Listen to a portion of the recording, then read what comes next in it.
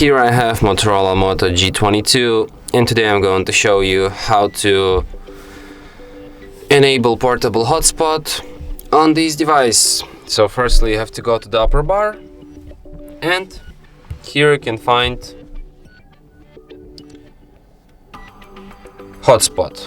By tap on it once you can switch a hotspot. By holding your finger on it you can access some of its settings. For example, you can change its name. You can display QR code to instantly connect to your hotspot.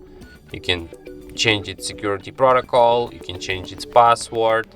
You can set it to turn off automatically if nobody is connected. And you can also extend compatibility. Helps other devices find this hotspot, reduces hotspot connection speed. So yeah, that's like all the settings you have. And that's it. Thanks for watching. If you find this tutorial useful, don't forget to hit that like button and subscribe to our channel.